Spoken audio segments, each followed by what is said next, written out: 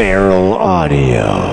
We're back. So we're talking about how Clement Coxon Dodd, who is the founder, owner of Studio One Records, which is probably the most prolific of all recording studios in Jamaica, right? Yeah. How he was not as nice as a lot of people seem to think. Well, he never paid. I mean, I worked with the Heptones. I produced an album called Night Food. And it's a pretty great record. Leroy Sibbles was the lead singer of the Heptones. Leroy Sibbles was a session bass player there, you know, and for many years. And he never got paid. He eventually moved on to other labels and other producers and just kept going through them, you know, kept going from one to the next. And when I interviewed Bob Marley in December 1972, that was really the thing that he emphasized to me was that he didn't get paid from Coxon, and he thought on his return to Jamaica, he came over here and he lived in Delaware for a year in 1966, I think. And when he went back, he was determined to start his own label so that he could get paid. And the Wailers started their own label. What they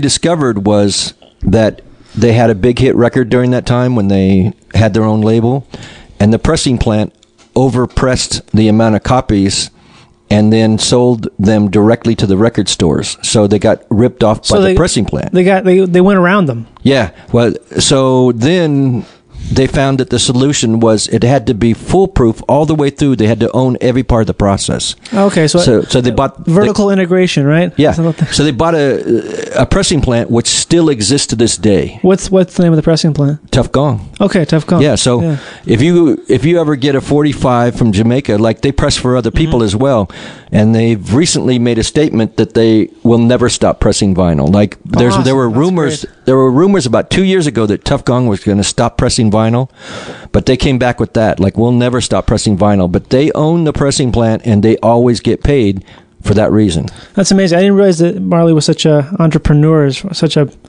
I had no idea that he did such a thing. He was, you know, he was a real, in a lot of ways, he was a real modest guy, you know.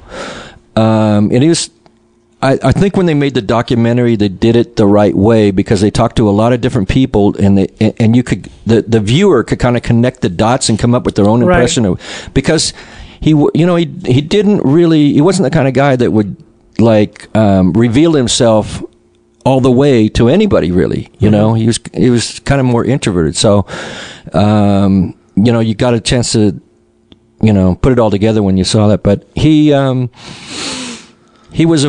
Marley was a guy who was very, very, very serious about music and about making money. Yeah, no. He was not serious about it. You know what? I think he wanted to affect people, right? That was more important than money. He never talked about money. Bob never talked about money. He liked getting what he deserved. Exactly. That's what I mean to say is that there's so many people in the industry, in the music industry, even earlier before reggae, where they don't know their own worth a lot of times. Yeah. I think that happens in the comedy community a lot too, is that comedians let themselves just be totally dicked over, not paid at all, even though they're super talented. It's that thing where it sounds like he realized his own self-worth in an industry and called people on it and made it happen. Yeah, he knew that the music business on the business side was kind of a cesspool, so he had a pit bull of a manager. Okay. That's how you have to have it. You have to be nice, and you have the person who's representing you be the asshole. Yeah. That's the key. I mean, in the movie, what was revealed in the documentary was that when he found the manager was stealing money from him, he went up to the guy's hotel room with 3 or 4 of his friends and beat him up. Oh man, had him beat up, you know. Yeah. But it goes back to that same thing. Like, all Bob ever wanted was the money he deserved. That's all, you know.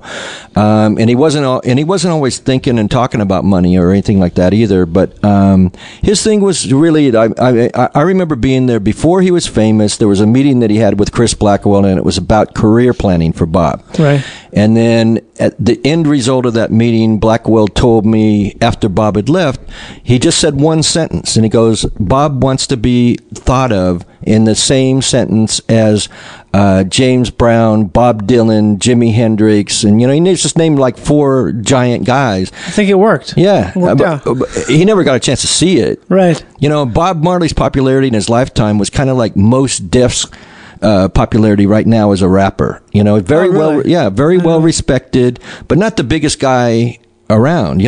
Bob was he held a unique position in terms of being what they called the first third world superstar. Okay. That's where his most unique thing came from.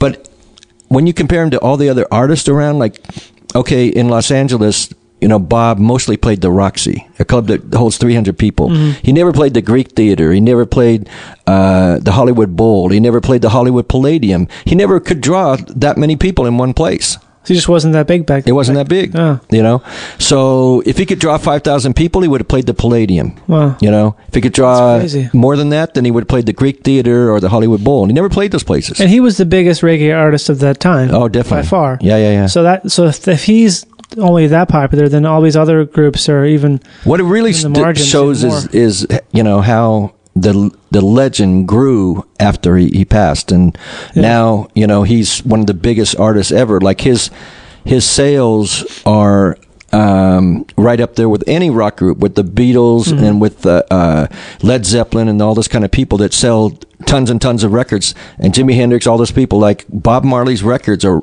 they sell, his music sells as much as theirs does in that same category.